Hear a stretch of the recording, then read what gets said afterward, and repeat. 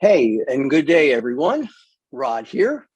Welcome to all of those who are attending and who might be grabbing the replay. I hope you're doing incredible. It's only 9 o'clock here. Been up early, got my morning routine done, as usual, rocking my orange shirt. And now I'm ready to present this session that I call Harnessing Talent. It is designed to help you free up, reclaim, or claw back, however you look at it, about 5 to 8 hours per week, each week of the year, in 5 fairly easy steps.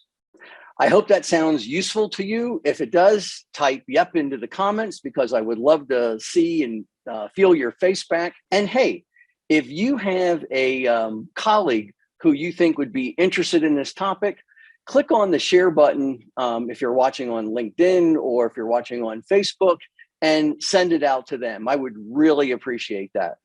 Before we start, I just want to quickly introduce myself. If I'm new to you, I'm Rod Burkert.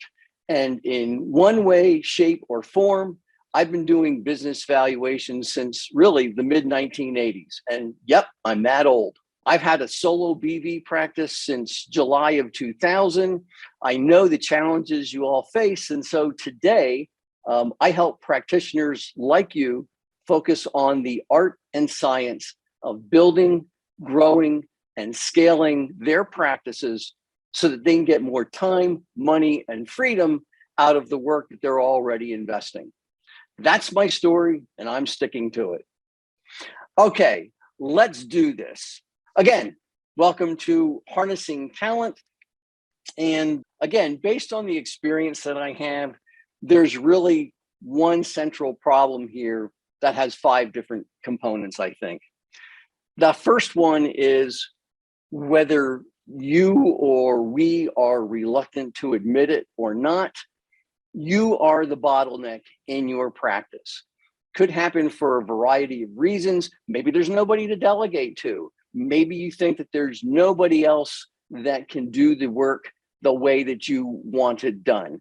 But for whatever reason, we need to start by acknowledging we are probably the bottleneck. And why? Because we're wearing too many hats. We're trying to do too many things, all the way from the admin of the practice to the billing and so forth, to actually doing the work, to actually getting the work. So we're wearing a lot of hats. And in smaller practices, some of that is understandable. We are filling shoes that we're not meant to fill. We all know what we're good at and what we're not so good at. And we're going to take a deeper dive into that in just a few minutes. But basically, we're trying to, we're wearing too many hats and trying to fill shoes that just aren't that just aren't our size. It all creates unnecessary friction in our practices. We've got so much to do. It takes so long because we're not good at it. And at the end of the day, we are overwhelmed. And my goal is to help you with that problem. So why is this important? Why is this topic of harnessing talent important? Well, first, if you acknowledge that you are spending at least 5 hours a week in your practice doing non-BV FLS related things that you are meant to do, then these things are true. Number one, again, if we can at least acknowledge 5 hours a week, that's only 1 hour a day. 5 hours a week. I could have done it, I guess, 52 weeks, but for 50 weeks, we're spending 250 hours a year on things that we shouldn't be doing. That's 5 50-hour work weeks. 250 hours divided by 50 hours a week. I'm assuming we're all working more than 40, probably less than 60, I hope, but 5 50-hour weeks, work weeks, as a result of you doing 1 hour a day of things that you shouldn't be doing and either not doing them at all or giving them to somebody else. Next, That time has value at, let's say, 250 hours per year and a $300 an hour billing rate.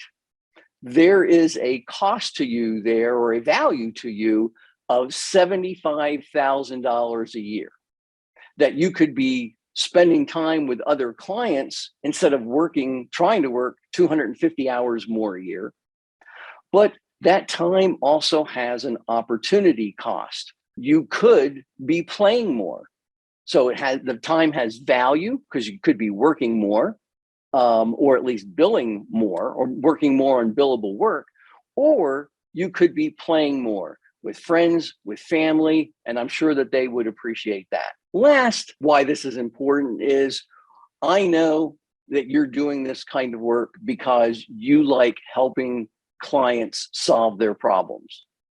And if that is your goal and you would like to help more people, you could do that with that extra 250 hours a year just by redirecting the hours that you're already spending by working in your practice. What do you need to know? There's three things I guess I'd like you to think about. I read a recent book and saw this definition of willpower that I have borrowed for today's presentation. And simply, willpower is what I expend when I make myself do something that I'm not good at or I don't want to do. Notice that it doesn't take a lot of willpower in your work life or in your, fun life to do the things that you really want to do. But as soon as you start feeling like I have to do this instead of I get to do this, it takes willpower to do that. And I'm not saying anything about anyone else, but I know that for me, I go through a lot of self-loathing when I'm doing stuff that I don't want to do. And it takes willpower for me to stop from doing whatever I really want to do and do the things that I feel like I have to do. Or you need to spend willpower on those 250 hours of things that you're not meant to be doing. The second thing that I want to mention here is that I'd like you to start thinking of yourselves as the talent. And a great example of this is Jim Hitchner. I'm imagining that almost everybody watching today, either live or grabbing the replay, will have seen at least one of Jim Hitchner's webinars. I've talked a lot with Jim about how he does this, and I'm going to sum up for you by simply saying Jim is the talent. Jim is not worried about the technology. And this is, by the way, this is just one example of being the talent. Jim is not worried about the Zoom technology. He's not worried about the solid state internet connection that he needs. On the back end, he's not worried about getting those CPE certificates out to the people. Nope. He's got people that handle the front end and the back end. What he does is create the content, build the PowerPoint slides, and on the day of the webinar, he shows up and performs. He's the talent. He's not the production engineer. He's not working in the back office.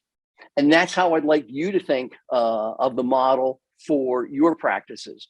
Where are you the talent that you should be just showing up and things are already in place, have been put in place by your team so that you can perform? The third thing here is, is simply geo arbitrage. If you're worried about the cost of hiring people to do certain things, it's inexpensive to outsource countries around the world. Right now, based on my own experience and the experience of my coaching clients, India, the Philippines, and Eastern European countries are the most popular. So that is why this is important. That is what you need to know. The most important part of today's presentation is, how do you do this? How do you claw back 5 hours a week? And I'm going to predominantly be talking about the virtues of a virtual assistant. So harnessing talent can encompass getting other BV people, other BV analyst type people into your practice, but it can also involve the non-BVFLS people, the admin side of a support team, so that you can be the talent and just show up. Let me switch modes here for just a second. All right. So let's talk about, there's 5 steps here that I want to lead you through. The first step is just to see what's possible. So I've organized this, as you see on the screen. What? Well, you can focus on things at your practice or at your home. You know best where you're spending that extra at least 1 hour a day that you don't need to be.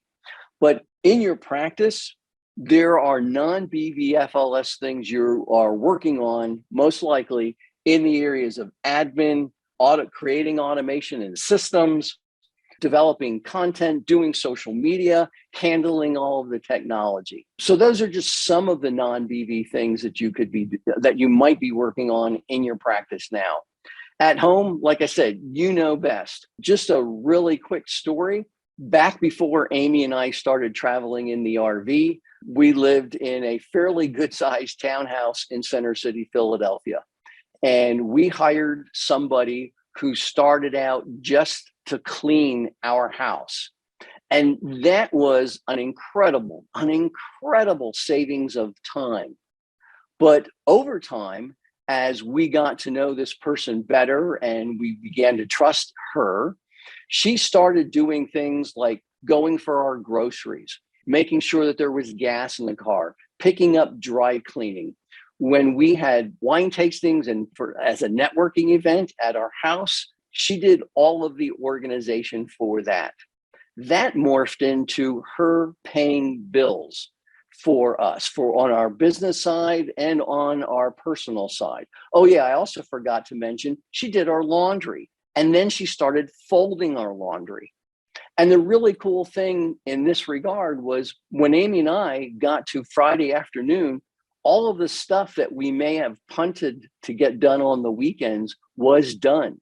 The groceries were gotten, the dry cleaning was picked up, the car was gassed up. You get the idea. You all know, or maybe some of you don't, but I do have a virtual assistant now. Her name is Danielle, and she basically focuses on the practice side of things, which I'm going to mention. The how. So that's the what. And again, you need to go through, and I've got a framework for this, you need to go through and think about what are those tasks that you're doing that amount to at least an hour a day that you could be handing off to somebody else, or even not doing at all. The how is basically one person does it all.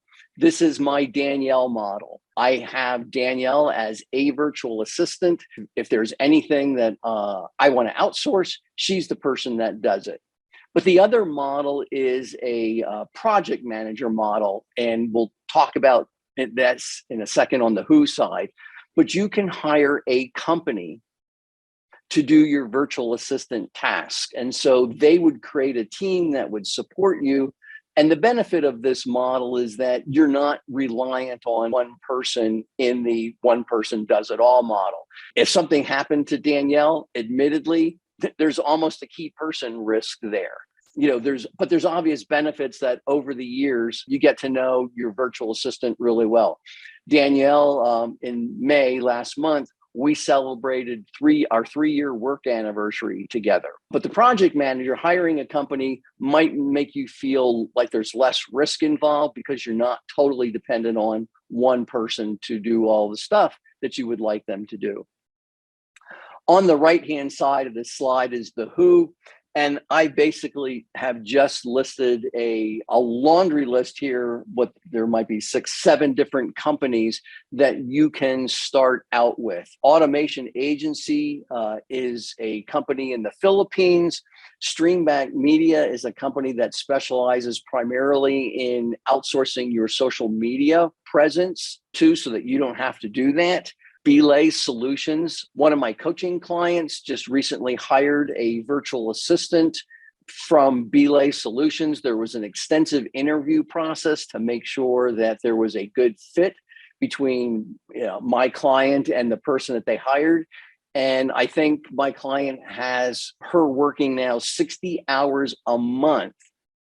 60 hours a month. So that would be what, 720 hours a year.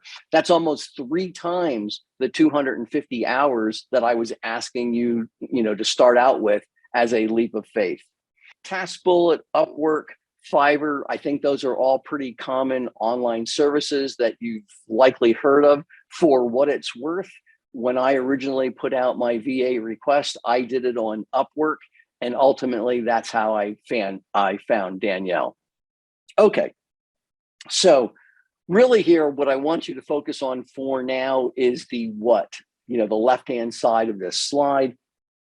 And what I would like you to do is look at this matrix. So the second step here is to simply write down all of your non-BVFLS tasks in this framework and stop fretting over the delete box. I actually had an offline conversation with somebody yesterday that said they get all of this and they really have a problem with the deletes. They just can't let go. And one of the things that I wrote about in a recent post is looking at your own personal 80-20 Pareto principle.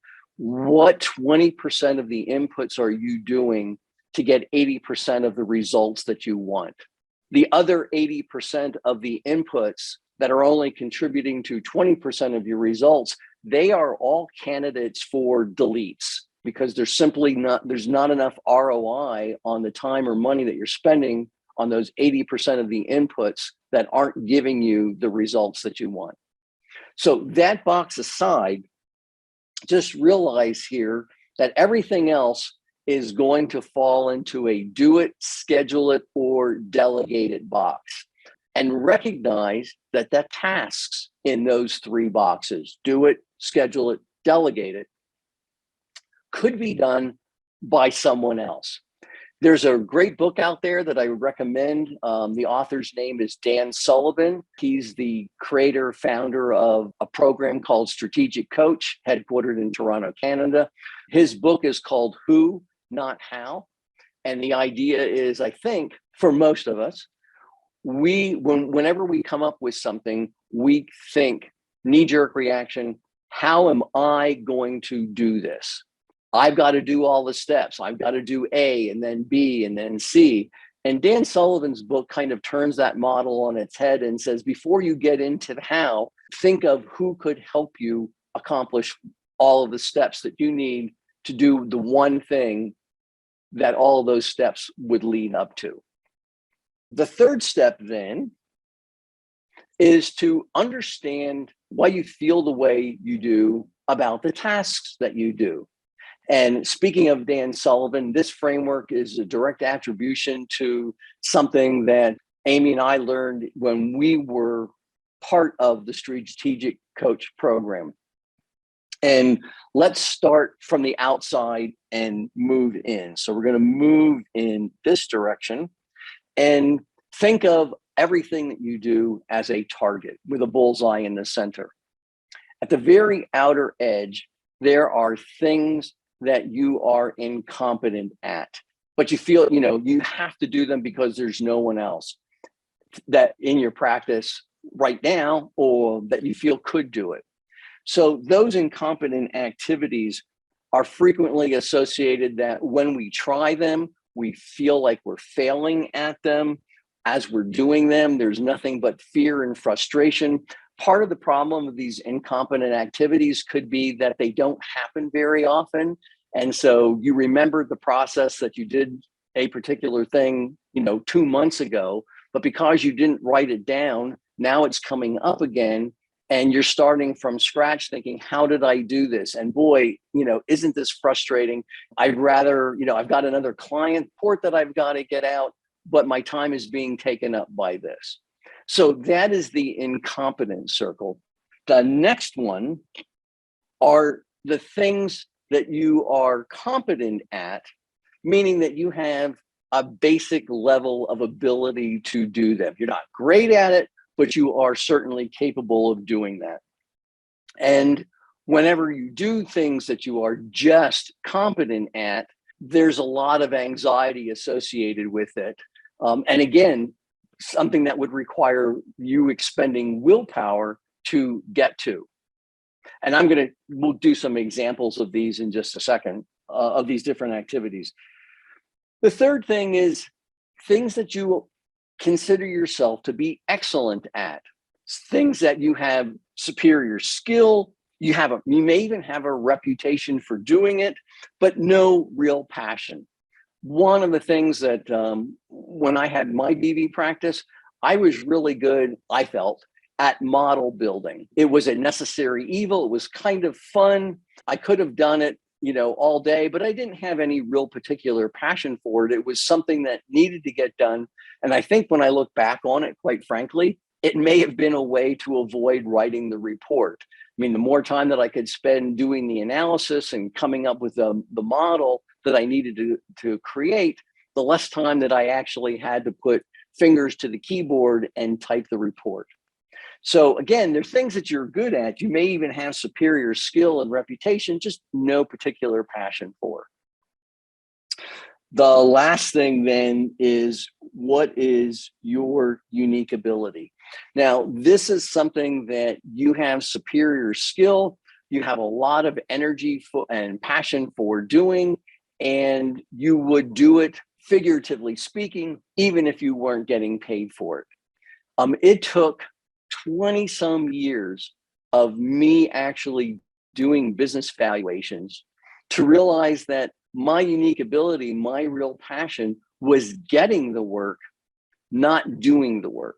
I think if you know me, you know that I had, a fairly credible reputation in the BB world as being somebody that was a thought leader. I did a lot of presentations that centered around the different aspects of actually doing the work. But truth be told, when I look back, connecting the dots on my career path, it wasn't something that I really felt enamored with. The money was really good, but it really, to me, was a grind doing one valuation after another. But the real passion that I felt was the chase, trying to find leads, converting those leads into prospects, and making those prospects into clients.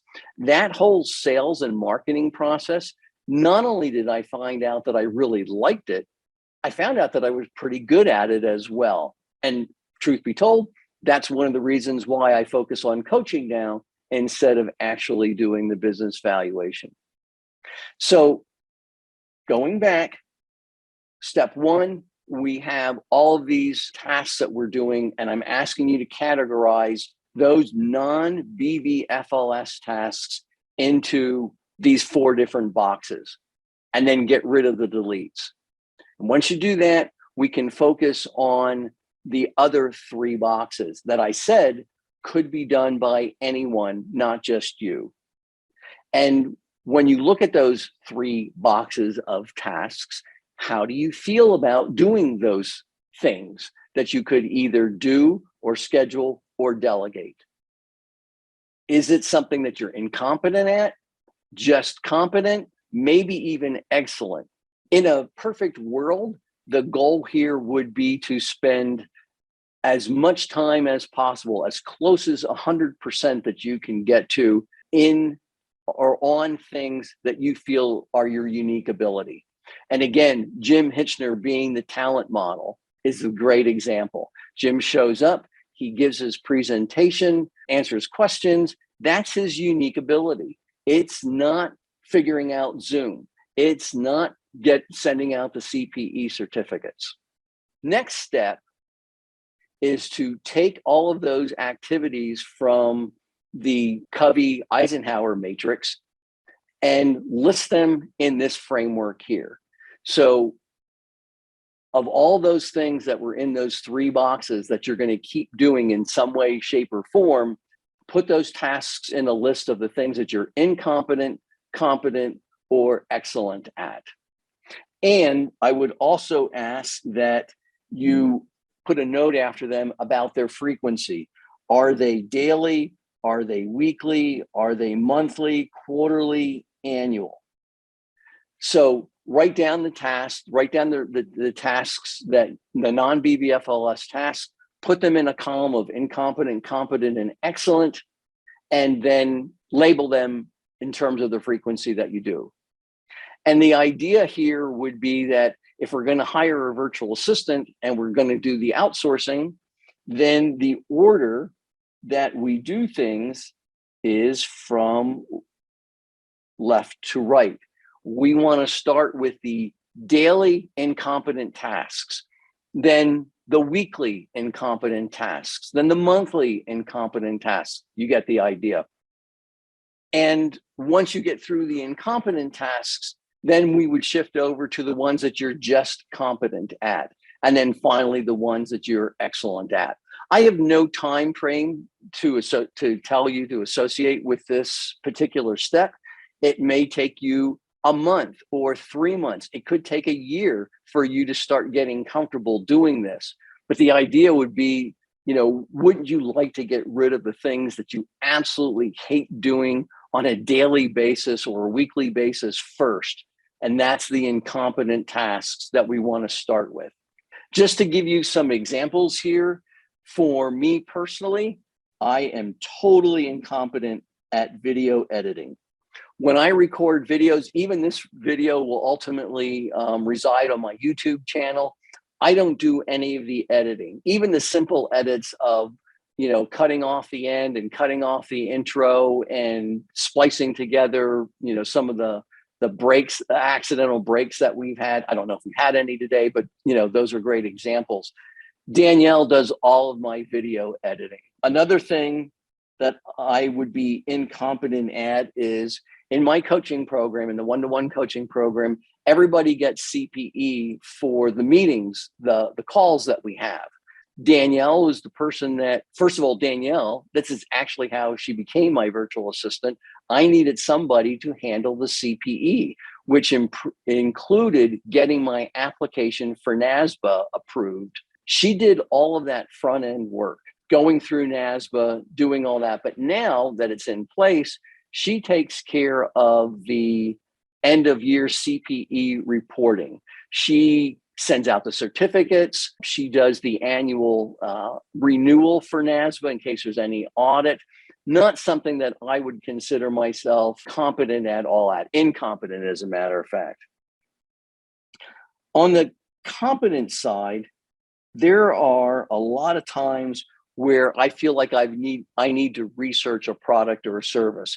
Not all that long ago, I really felt the need to get a CRM package, customer relationship management software. And I started going down that rabbit hole. And my thought was, this is not something that I'm really good at. I'm not bad at it. I can certainly do it, but would my time be better spent elsewhere? And so now Danielle does all of the, Danielle ultimately did all of the research for the CRM packages that would be right for a firm of my size, came back with recommendations. And again, because Danielle and I have been working for such a long time, I don't feel the need to look over her shoulder. She came back with a recommendation and said, we should go with this one. And since she was the one that was going to be mainly interacting with the software, I went with her first choice.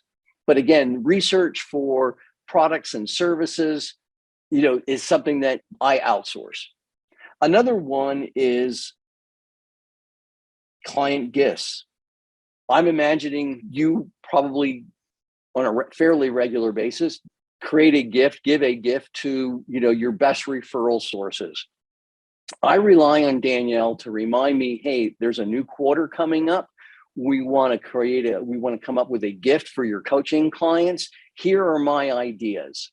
And she might give me 2 or 3 ideas and we'll go with those gifts, but she will take care of, if it's an Amazon order, she will order them. She will get them mailed out. She will see that, check on the delivery. Anything of that nature is something that I could do. I would certainly be competent at it, but it happens on a quarterly basis. It takes a couple of hours, and I would much rather pay Danielle so that I can spend more time working with my clients or taking time off.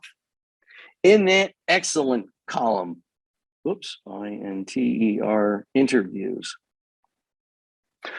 Back when I was doing my practice development interviews, Danielle set up all of the interviews with the people that I actually talked to. So Chris Mercer, Jim Hitchner, Nancy Fannin, Mark Zyla, Gary Trugman. She set all of that up and by saying, hey, this is when that interview occurs. We need you to show up at this time, and here are the questions that we're going to ask. Again, Danielle took care of all of that. And now one of the things that I do every quarter, we bring together our coaching clients as a group, and we have a subject matter expert coming in, and there's a workbook similar to what you see with these slides now. There's a workbook that I prepare, and we put in a bound copy of all the slides with a nice front cover and a nice back cover. There's a package of Post-it notes, a different kind of pen that we send out every quarter when we do these, and then a gift inside. Like one of the last ones, everybody got a cookie, so that when we took a break, there was a cookie right in the package that they could open and eat. So those are that's the fourth step, and some examples of things that I do. The last thing then is, well, how do you communicate with your virtual assistant? And it's something that I don't think gets a lot of attention, both from your end or the virtual assistant's end. And I've just given you a framework here. We won't spend a whole lot of time on this, but how do you best like receiving information? Do you prefer phone, text, email, Skype, Zoom? And also for your virtual assistant, how do they want to be communicated? What works best for them? And again, depending on where you hire this virtual assistant from, time zones could play an impact on some of these methods of communicating. So that's how receiving information. How do you like getting information? And how would your virtual assistant prefer getting information? And last, the timing of the information. Is there a certain time of the day that you want to reserve? Are you okay with it in the last minute? Do you want it in advance? Obviously, this could vary by task. But the point of this framework is to say, how are we going to best work together as a team? And I think it shows some empathy on your part to realize there's not just a way that you prefer to receive information or give information and the timing of that, but also to build out the same kind of consideration for your virtual assistant. And again, that virtual assistant, you can go back to that first step, the slide with the what, how, and who for those different organizations. Someone just messaged me yesterday on LinkedIn saying, if I wanted a virtual assistant, how would I start that process? And my comment right back was Upwork. Upwork.com. If you don't have somebody else that's working with a virtual assistant that they can give you a recommendation, if you're starting from scratch, I would say the very first thing that you should do is go to Upwork.com and type in a job description for those incompetent daily tasks that you want to get rid of. One reminder here, we're going to wrap things up. This is a great idea. Like I said, 1 hour a day, 5 hours a week, 250 hours per year that you could reclaim. But if you don't implement, it means there's going to be no change in your status quo. You're going to be still wearing too many hats, filling shoes you were not meant to fill, and creating friction in your practice that doesn't need to be there. And at the end of the day, you're feeling overwhelmed and frustrated. You'll be working 250 hours more a year than you have to. You'll be earning $75,000 less a year than you could be, and you'll be helping fewer clients solve their problems. And time, money, and impact, that's basically what we do in our practices, and I'm trying to get you more of that. Let's wrap this up. I try to keep these to no more than 40 or 45 minutes. Thanks everyone for attending. I really appreciate your time and attention. I'll be back with more live training each month going forward. If you would like more of this kind of stuff, this is what I write about in my newsletter or post in my Facebook group. So if you're not already a subscriber or a member of the Facebook group, I would love to have you. In the meantime, I think we're done. I'm going to grab something to drink, walk miles, and get on with my day. I hope this has been useful. And oh yeah, if you want the frameworks that I ran through in today's presentation, if you comment below workbook, WORKBOOK, I will see that you get a copy of the slide deck with those 5 critical frameworks, one for each step. I will see that you get them. That's all that I have for now. So please, again, have a great rest of your day. I hope you found this useful. I will see you sometime next month to work on a different topic. Thanks, everyone.